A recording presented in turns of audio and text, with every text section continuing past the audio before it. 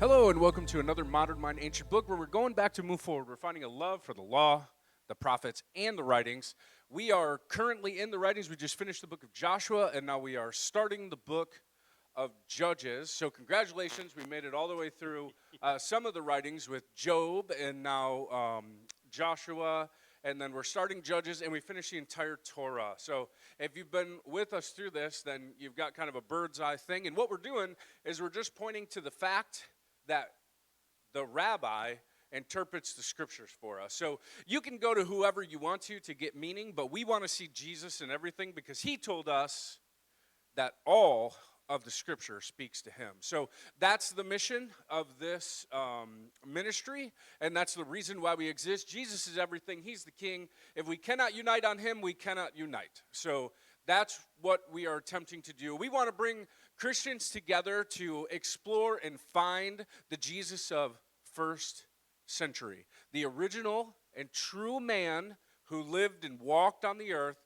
and who taught the disciples everything as he experienced it, as a Jewish sage of the first century. But not only was he a Jewish sage of the first century, he was the king. He was the God of heaven and earth. He was the one who was at the beginning, and he rose from the dead, proving that true, taking the keys of death and hell, and delivering all of us into the new kingdom, which is now and not yet. When we get into the book of Judges, which we're going to do tonight, we're only going to do chapters 1 and 2, and believe me, there's more than enough content here to do 20 hours on these, but you're going to see that the church age and the age of the people in the land, they're pretty similar. Our image is the fallen image. We haven't been redeemed yet.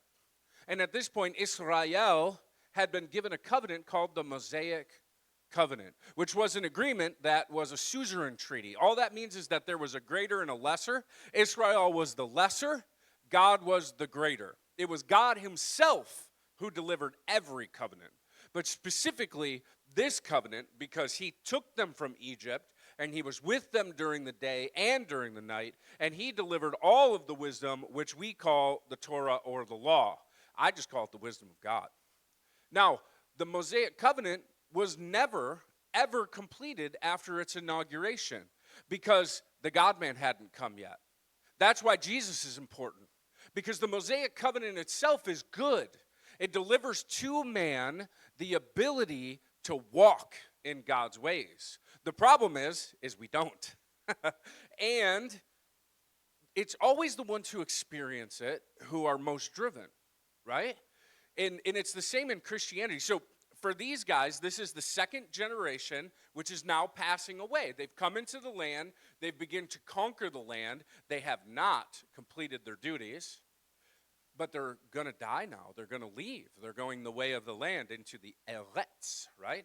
And this land promise is a thing. I mean, this is what was promised to Abraham. So the covenant is kind of being fulfilled. Except for in the last book, what did Joshua say? What, that he was old?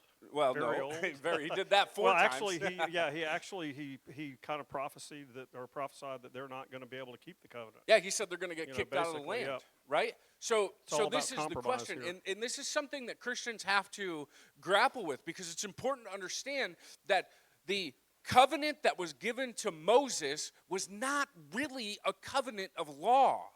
It contained law, but it was a covenant of grace, and here's why. They never kept it. They were chosen not because they could do it, but because God wanted a people for himself, regardless of their practices. Yeah, it's progressive revelation, actually. Yes. All the way through. It's no different than what Jesus did. And if you look at the covenant itself, it's very interesting because you have the seed of Abraham, like this flesh, right? The children of Jacob, the 12 tribes, which became 13 tribes because Joseph was split in two, and they recognized their brother whom they pierced. And there are also some people from Esau in here and there's some descendants of the Canaanites who came from Esau. Yep. And then you have a prostitute, Rahav. You have all these people and Egyptians who are coming into covenant and becoming one person, which is exactly what Jesus told us we could become. Yeah. You could be the wild branch and the natural branch in the one root. The two shall become one. Well, Israel is the wild Gentiles and the flesh of Jacob as one new man. It's the same principle. Yeah, it's interesting here that when we get back to Caleb, who comes up first, the leader of Judah is a direct descendant of Esau, not Jacob. Yeah. And Judah goes first. A Kenaz. Yeah. A Kenizzite, right? Yeah. So it's amazing. the king, one of the rulers from the tribe who was going to lead Israel was not even from Jacob. Right. It's interesting that, when we get into this, you've got Ephraim, Joseph, and then you've got Judah, which right now is Caleb. So Caleb's a man. You have Joseph and Judah. Yeah. Right? And Joshua is an Ephraimite. That's right. So there we go. The motif continues, right? So you have Judah who did this thing with Tamar, and you find out that Tamar was more righteous than him, even though she practiced ritual magic against him. But her line now follows in the line of Jesus, Yep. right? Yep. Her line becomes the line of Judah.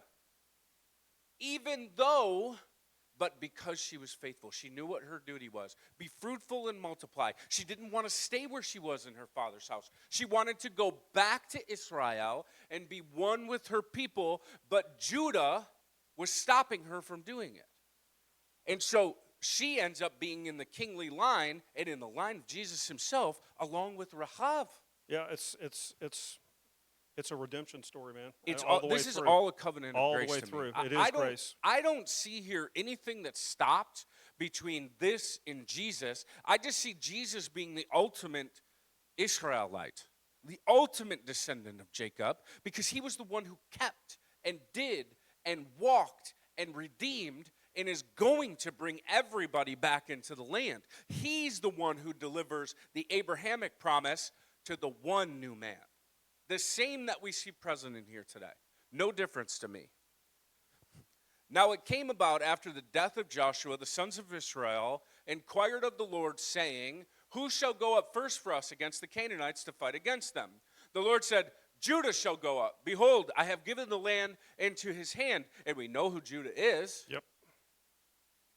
Then Judah said to Simeon his brother, come up with me into the territory allotted me, that we may fight against the Canaanites, and I in turn will go with you into the territory allotted you.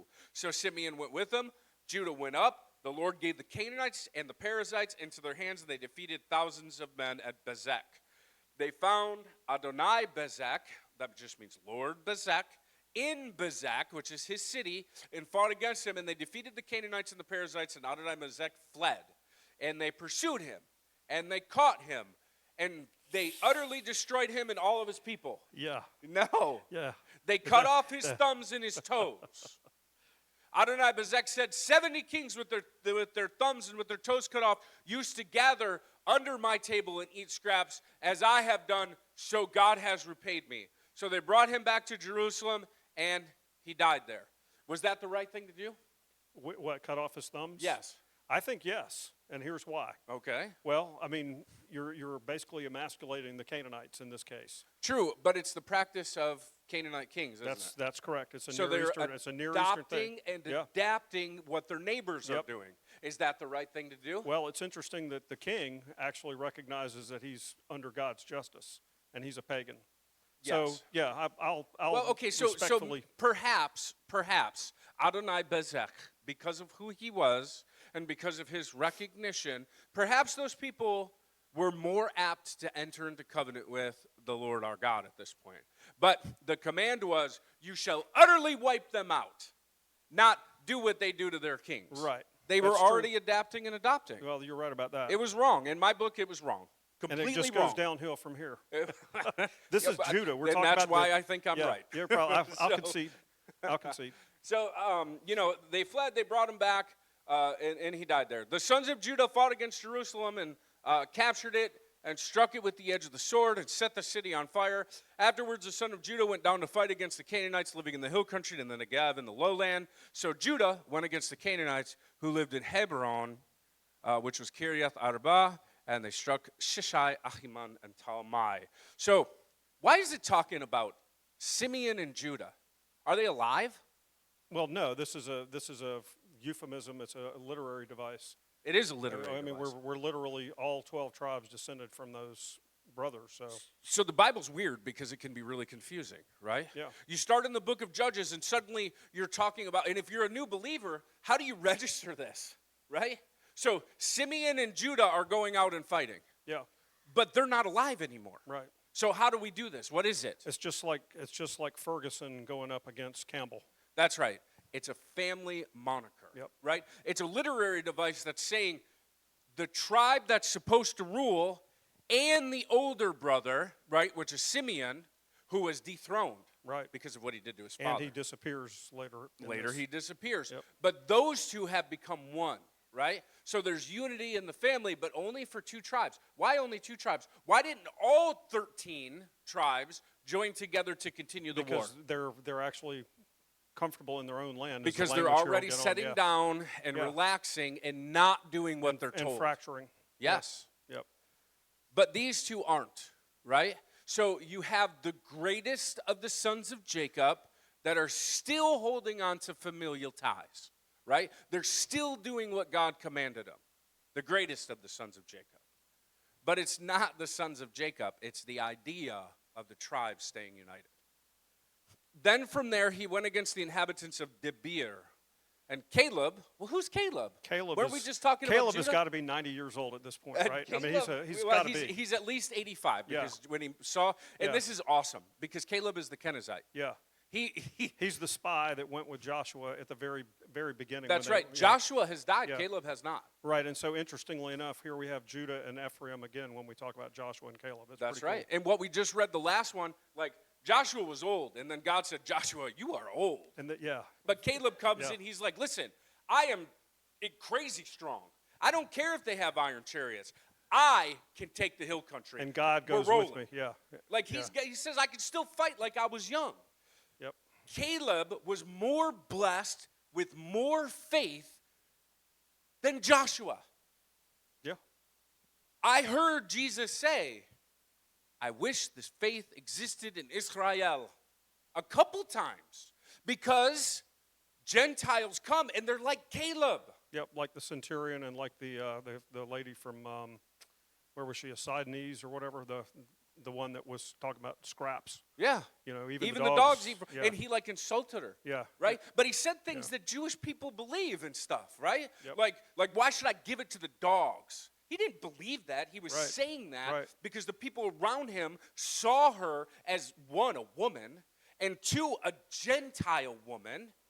And he's like, hey, why should I give it to the dogs? And she says, sir, even the dogs get to eat scraps. And then he died. And he was he's like, oh my goodness, that you yes, right?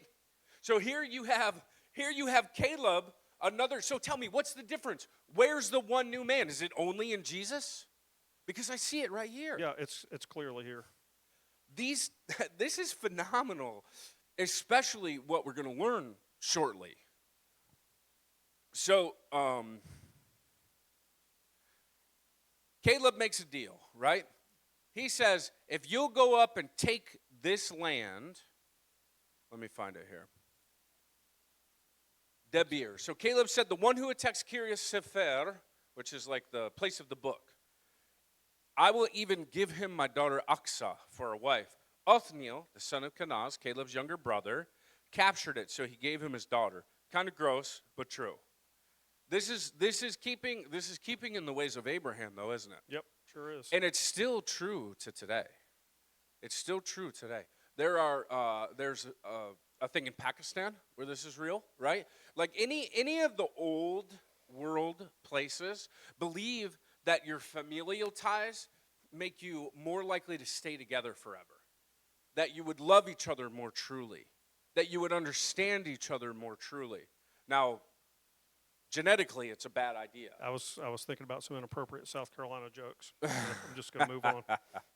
There's a southern thing, too. We might be a little more old world than we realize. That being said, so nonetheless, what you find in Caleb's tribe even, and in his family, is a strong desire to continue in the ways of the Lord. Now, we're going to contrast this as we keep going. So she asked for a place of water. So she got the southern and the northern springs. She and her husband were incredibly blessed, and there's no other description in here of that good of land. Right? And he was given Hebron. And what was in Hebron? That was where Abraham and all kinds of ties to Abraham. It is like the place where Abraham set himself up. Caleb was more blessed than like anybody in Israel. He apparently had more faith than anyone in Israel at this point, except maybe the Levites. A wild branch grafted into the root. So they struck the city and they did the thing, and they won. But Manasseh did not take possession of Bashan and its villages. Now, what was Manasseh? He was the greater of the two brothers, correct? He was the older of the two brothers, but he was the victim of Jacob's cross. Yes, because Jacob did not bless him. Right, and so Manasseh actually, throughout the Judges period, Manasseh basically becomes weaker and weaker. Because the prophetic still keeps taking place. And then they disappear into Ephraim, So it's just important to note that when the patriarchs speak, they speak in God's way, in prophetic and in prophecy, and what they speak comes to pass, right? So the book constantly reinforces this. Manasseh with Oheliel or whatever his name was, didn't have sons, right? Like one of the chiefs of the tribes didn't have sons. Then they get split in half by the Jordan. They're having problems, right? This tribe is going down, but their brother is not. He's getting stronger. So they did not conquer the land, but what they did when the Israelites became strong, they put the Canaanites to forced labor. So what happened in Egypt that made God so mad at Pharaoh? Well, basically he enslaved the Hebrews and then he wouldn't let them go. He made slaves of people, yeah, right? Essentially, yeah. And what is Israel now doing? And it's not just a little bit of Israel, it's all of the tribes of Joseph. It's all of the tribes. I mean, this entire thing is replete with every single tribe. They talk about Manasseh.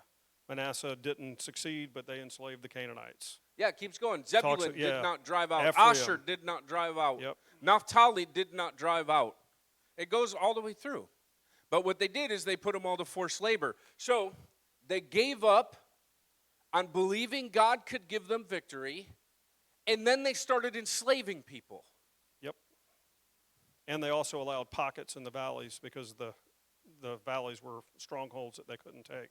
So these tribes were scattered over the top of the hill country, and the valleys belonged to the Canaanites and essentially the Baal worshipers. So they started compromising immediately. When was the last time the angel of the Lord appeared? Well, that's going to come up here in chapter 2. But when was the last time? Oh, before Jericho. To Joshua. Yeah. Right? Yeah. So the angel of the Lord appeared to Joshua and said, I will give you this. Right.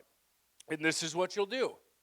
Now here he is again. The same angel of the Lord that appeared to Abraham, Isaac, Jacob, Joshua, Moses. Here he is again. Now the angel of the Lord came up from Gilgal to Bochim and said, I brought you up out of Egypt, and I led you into the land which I had sworn to your fathers. And I said, I will never break my covenant with you. Why does he make that statement? Well, because he can't break his covenant. He's God. But they're breaking the covenant. Well, yeah, it goes on to the very next lines, and you shall not make a covenant with the people of this land, but you shall break down their altars. But you have not obeyed me. What is this that you have done? Where does that go? What is this that you have done? What is that from? Well, that sounds a lot like the garden motif. It's the garden motif, isn't it? Sure so sounds like it. After they eat from the tree, he comes and he says, what is it that you've done? And they said, well, she gave it to me. Right. And he says, well, she says the serpent gave it to me. So now everybody's blaming everybody else. Yep. Instead of taking responsibility for what you didn't do and repenting and going right back to what you should have done. So when the angel of the Lord says, you guys didn't do it, the idea of repentance. So for the church and for today, right? These lessons are very much for us. So just think about this. Jesus in Matthew 5, what did he say? he who keeps the commandments will be great greatest. in the Yeah, kingdom yep. of heaven. And he who breaks even the least of these commandments will be least in the kingdom of heaven. What commandments? Well, I'd say the commandments right here. Love the Lord your God yeah. with all your heart, soul, mind, and strength, and your neighbor as yourself. And this I leave you a new commandment, that you do as I have done and give yourself up. Right. Right? What does the church do? We became a banking institution, a place of child abuse, a place of brokenness all around. We do not remember even Jesus of the first century. People don't even know that he was Jewish.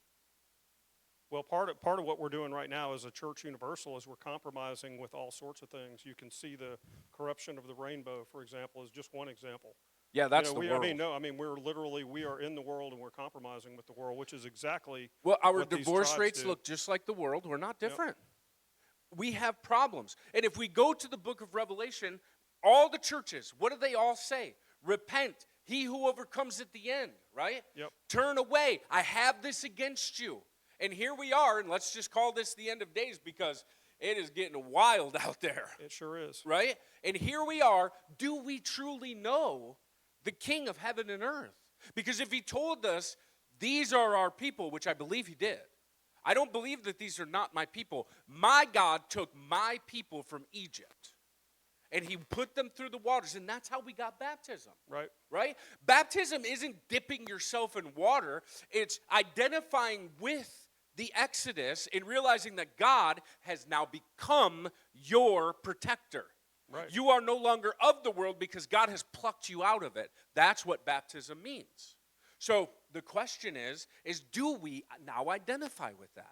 And I would say the majority of the church doesn't see it that way. We see it as an immersion and coming out because John the Baptist did it to Jesus and the followers did it in the first century, right? So we stop at Second Temple period Judaism, and then we move forward into the church age and we throw out everything in Second Temple period Judaism because Jesus didn't want to do it.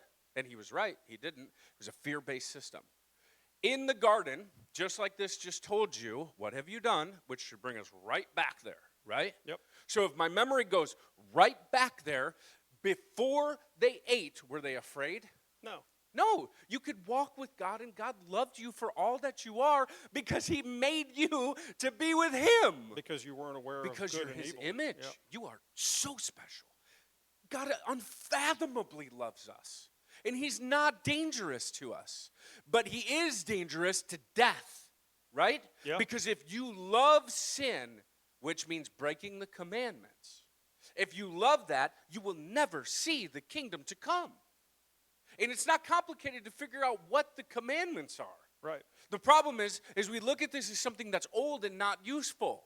But the thing is it does take wisdom to understand it, right? Because it's slightly complicated. And if you take this and then you go talk to rabbis, right? And you immerse yourself in 613 mitzvot or commandments, then you're going to be super confused because kashrut now means don't boil a goat in its mother's milk. Well, now you have to have different plates and you can't combine meat and dairy, right? Yeah. That's not Jesus' Judaism. Right, but that all stems from after the captivity, right? Yes, because the captivity brought fear. Right. Right? When they were taken into Assyria and when they were taken into Babylon, they became afraid of God. And because of that, they made all these fences to never break something. But it was all man-made stuff and oral law. So let's talk about the people in these tribes instead of talking about the brothers and talking about the leaders, the people, the actual people. Yes. What the people are doing here in Judges is exactly what people are doing in the cultural Christian West. Today. I'm not talking about the pastors or the teachers or the elders. I'm talking about the cultural Christians and the cultural Jews.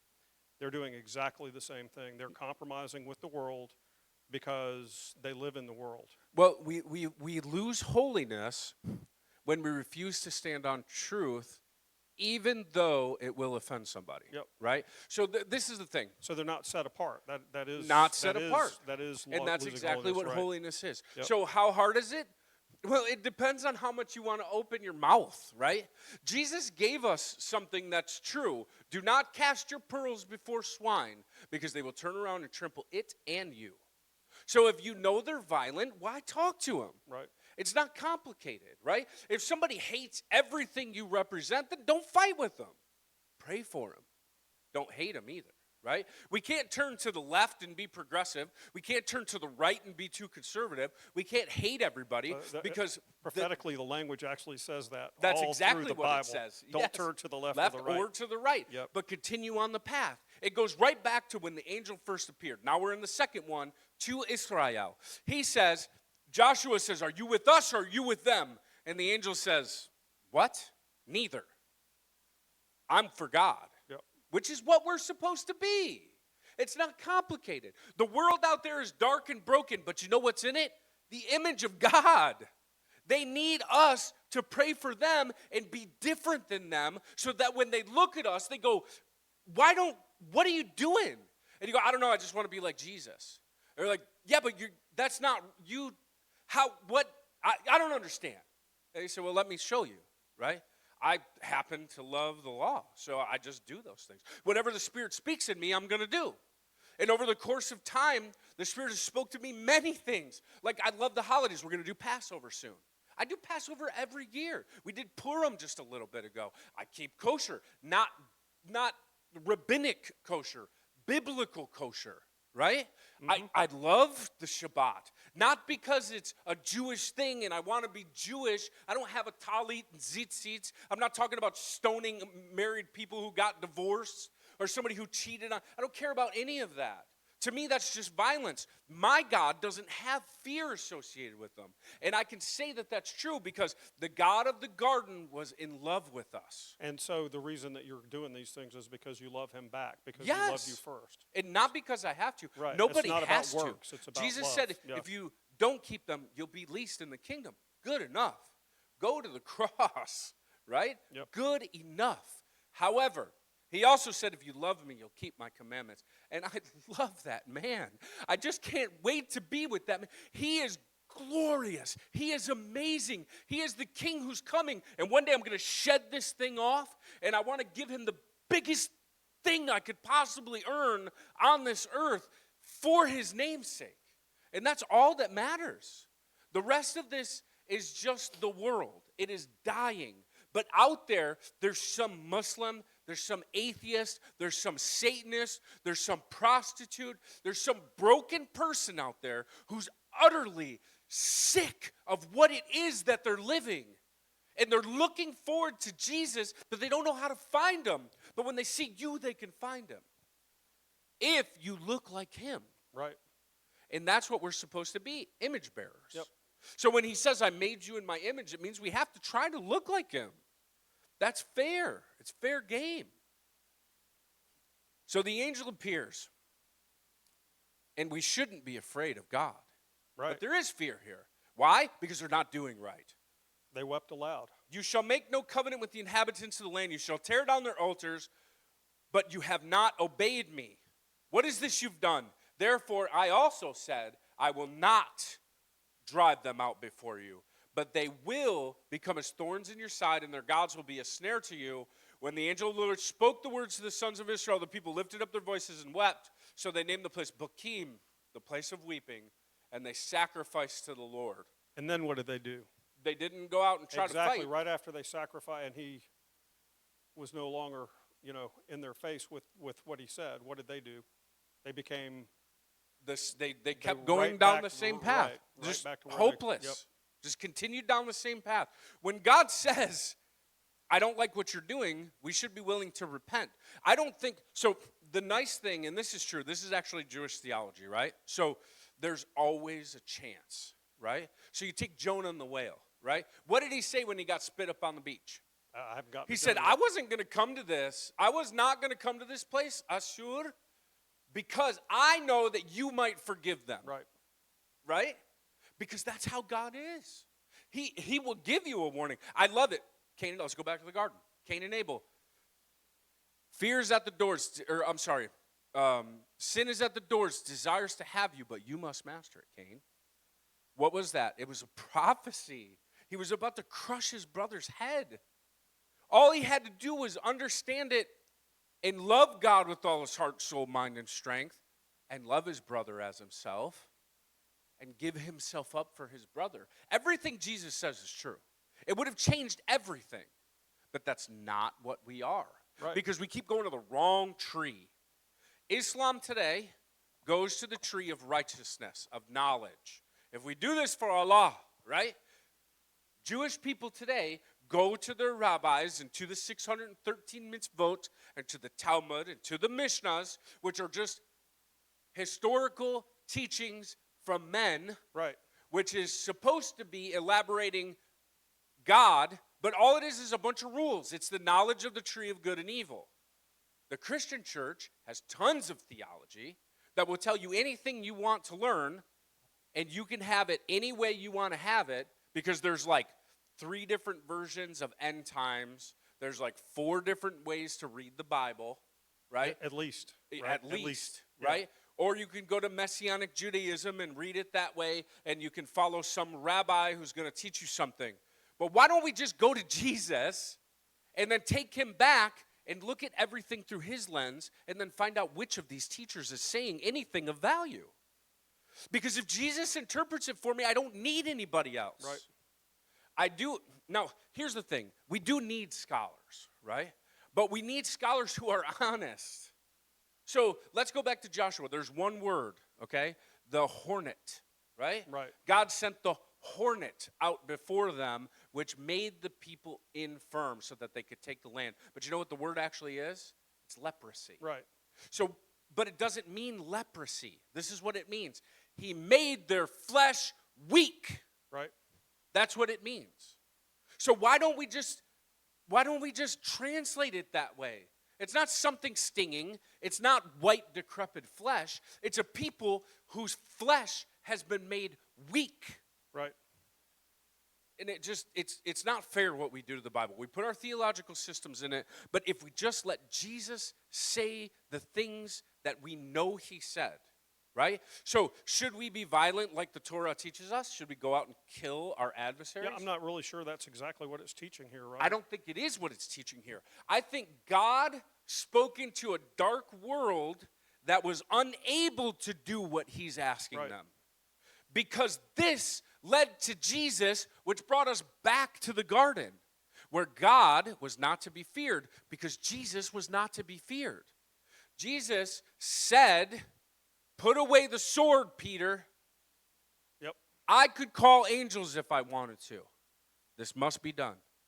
Because it had to be done. Death had to be eradicated on the earth. Murdering is what Cain did. Right. This is not God. This is the image of God speaking into a dark world. It's the unfulfilled, unrealized covenant of Jesus, which is spoken of in Jeremiah. The new covenant won't be your rabbis teaching you. God will write it on your heart. And what did Jesus send us? The Spirit to indwell us, right. to teach us from the inside. The Mosaic covenant is not the least covenant. It's the greatest covenant because it led to Jesus, and Jesus fulfilled it. That's my theology because Jesus taught me that.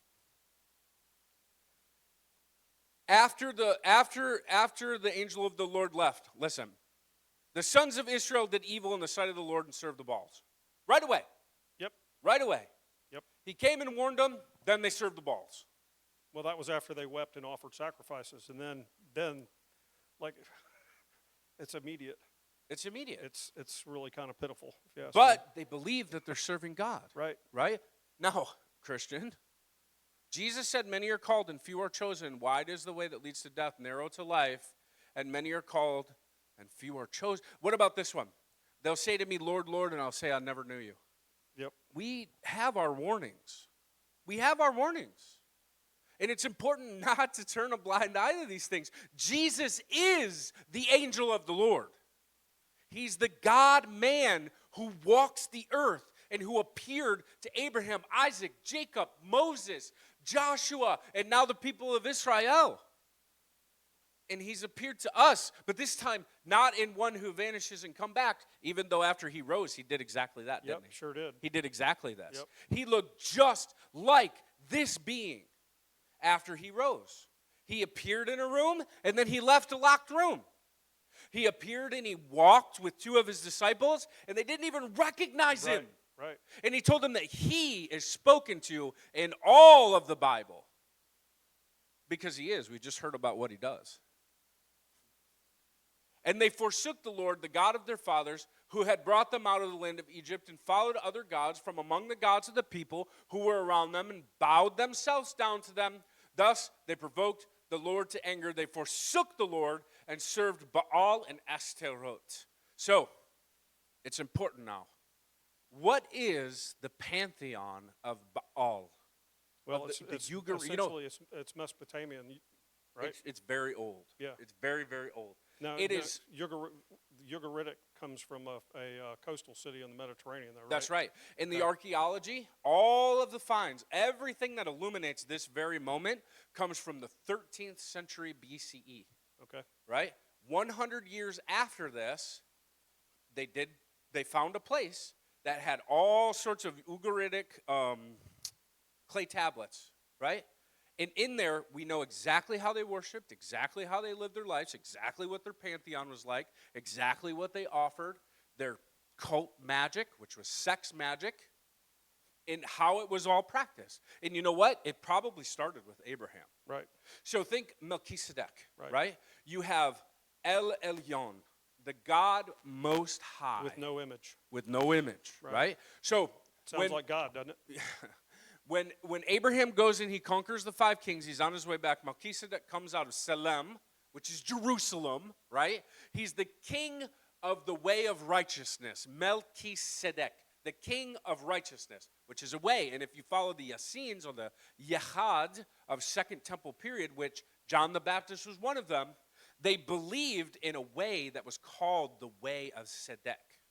So they saw Melchizedek as one of the prophets and the priests in that coinciding way.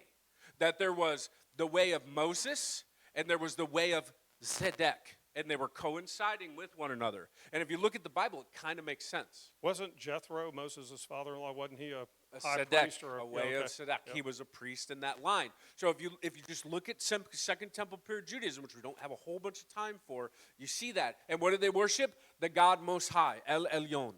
And this system, the Baal system, looked exactly like Judaism. The priests, the places, the worship, the sacrifices, except for they had El Elyon, which was transcendent, no image. They had Baal, which looks... Oh, okay. Which looks like a kind of bull man. And he's over the storms. He's over the water, he's over the crops, and below him are subservient gods, which you could afford to have in your house. Right? Because you couldn't afford to have an idol of Baal, but you could afford to have a lesser idol in your house, and you could buy them. They were about 18 inches tall, they were blessed, they had libation, like oil poured over them. Now think, when Jacob saw a vision of God, he stacked the rocks up and poured oil over it. Right. And said, this is Bethel, the house of God. Those rocks became an idol. They became indwelt with the Spirit of God. Now, when you get to this time period, all of this type of worship continues, but it's now been redefined. There's not just El Elyon. There's Baal, which means Lord, by the way. Adonai, it's the same word. Baal Hadad, the Lord of the storm. So when Jesus says he comes on the clouds, he's saying, I am greater than Baal. Baal, you say, rides the clouds. No, I ride the clouds. When they say Ashtaroth or Asherah, right? This woman, female goddess, war and life, right? So she's basically paired as the consort of She gives and Baal, takes right? away, Yeah. right? She's the one who kills and she's the one who gives life. Right. And modern abortion supporters really fit the bill. Yeah, it's very much like this because child sacrifice these women would concept, offer up their children for Yep. future blessing, Yep. right? It's the same worship. So what I see in all this is deception. It's horrible. It's a slight deception. twist on actual divinity. And just, I mean, Jesus told us that there are principalities and powers that rule this world, right? And we know, let's go back to Genesis, from creation, the waters below, the dry land, and the waters above. God is above in the waters, right? And it's odd because if you look up at space, things are floating. It kind of looks like water. Sure does. It's weird that they could recognize these things at that time. Well, they could look up just like we can. Yeah, but how did they know it was like water? It looked like water. I guess so, yeah. And then you have dry land, which is where us dirt creatures belong, right? We were set on the dry land, and we're not fit for the sea. Right. The sea is the place of chaos and death. And what's in the sea? All the dead. They are taken down into Sheol, right? The place of holding. And so you have the rich man and Lazarus. Where were they? They were in Sheol, They right? were in Sheol. Yeah. But right? one of them was in the bosom of Abraham. That's right. In Sheol, there was a divide. There was those who were in the hot and heat and destruction, being held for the day of judgment. And then there was the bosom of Abraham being held until Jesus came and took them. Took them, right. Right? So, Sheol is the place of holding. So where are all the bad spirits? In the water. Right here on the earth. Yep. Right here. Waiting for judgment. So, there's Second Temple period Judaism tells us that the Nephilim, or the men of old, the men of renown, that these are the ones that influence people to continue doing these things. That these spirits are roaming the earth, and in their nastiness, they're trying to bring us with them, not because they're at war with God, because Jesus showed us, right? When the wicked spirits, when the unclean spirits, what's unclean? That which is destined for destruction. Unholy, yeah. Right? That which is destined, just think law. When Jesus speaks this stuff, you got to think law. The unclean spirits, those who are destined for destruction, when they saw Jesus, they said, "Why are you here, Son of Man? Did you come before it's our time to be judged?" And he said, "No, go." And there they went. Right. They don't hold a candle to the King of heaven and earth. It actually is pretty prescient for this time period when you look at all the evil that's just been uncovered on the island and all the other things swirling about in all the 21st century Western culture. Yeah. And it's all led by spiritual principalities and powers that are deceptive. And you know what they tell us? It doesn't matter if you serve God. It only matters if you believe in him. But there will be those who say, "Lord, Lord." They did believe in him. Mm-hmm. But he says, "I never knew you." Well, I mean, even the demons that were driven into the swine believed in him. They believed in him. They recognized him, That's right. So it's more than that, right? But it's also more than what you want and what you believe and what you need. You know what the truest thing in the world is? Is you just have to be you. Be true to yourself. If you feel like a woman, Chip, then just follow your heart. Follow your heart, Yep. Yep. And don't judge anybody for it. No, because God is love, and love is love. So all lies. Yeah. Deception, like Baal. We have to judge rightly, but not condemn. We have to pray for and be part of and let people be who they are, just like God let people be who they are. And maybe plant some seeds. And always planting seeds, right? So wicked people love to be prayed for, dude. I can't tell you how many times I have seen a Satanist come up and go, "God's not real, and Yahweh is a demonic figure, and we follow the light bringer." And then they go, "Huh, that's interesting. I don't believe that's true. Here's what the Bible says. We don't care about that." And then they go, "Okay, well, can I pray for you?" And they go, "Yeah." Yeah. Right? Yeah. Because there's power. And there's power in kindness. Jesus conquered the world by being murdered. So why can't we just not judge people so much, man? And not live for ourselves. Yep. This is what Judges is teaching us. You can't live for yourself. You have to live for the glory of the King. So you got a choice, the tree of life or the tree of the knowledge of good and evil. So what I think, what I want, how I feel, what seems right to me, that's totally wrong, right?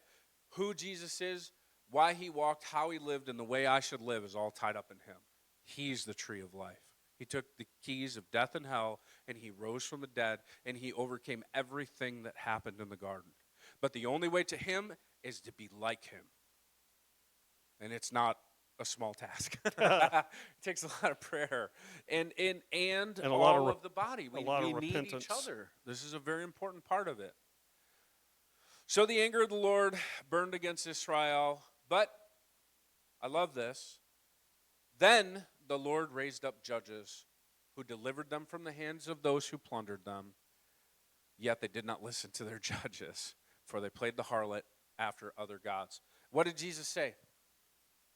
And what? You've stoned the prophets, everybody who's come. They murdered all the people that came. Oh, I see what you're saying. Right? Yeah. Yep.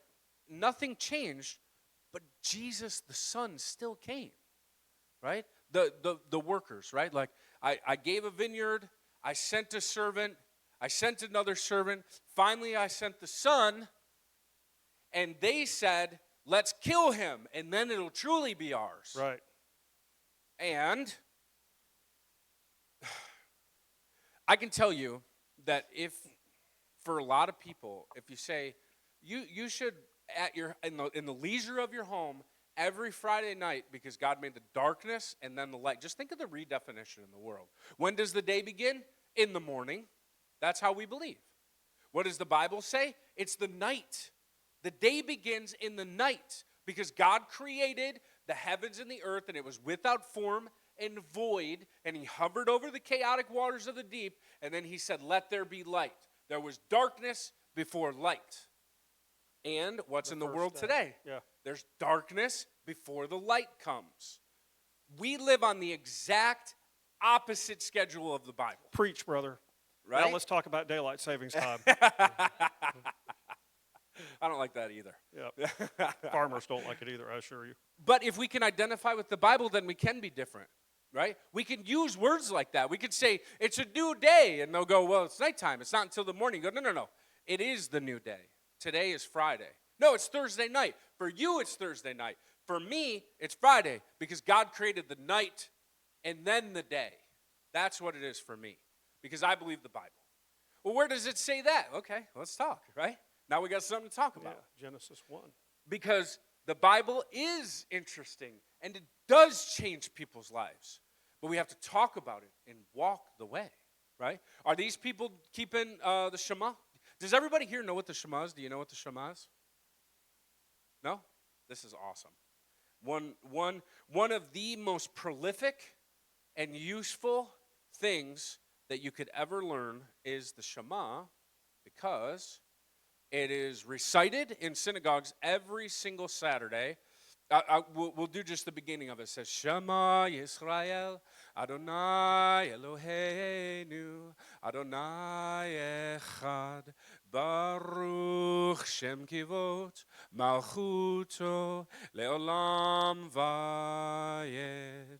And this is what it says. Hear, O Israel, the Lord our God, the Lord is one.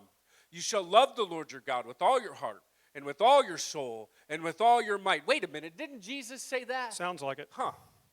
The words which I am commanding you today shall be on your heart. You shall teach them diligently to your daughters and your sons, and you shall talk about them when you sit in your house, and when you walk on the way, and when you lie down, and when you rise up. You shall bind them as a sign on your hand and on your forehead. People should see it in your work. They should see it in the way you think and act. You shall write them on the doorpost of your house and on your gates. Then it shall come about that the Lord your God will bring you good things. So, is this outdated? Is this useless? Is this dead law? No, this is Jesus. Wisdom is what this is. It's wonderful. Yeah. This is the truth. This is God in you every single day. And I can't turn against this. I can't do it. Once I learned it, I knew this is the way. This is what Jesus taught and how he lived. There's no doubt in my mind that this is the right way. And this covenant never met its potential with these people.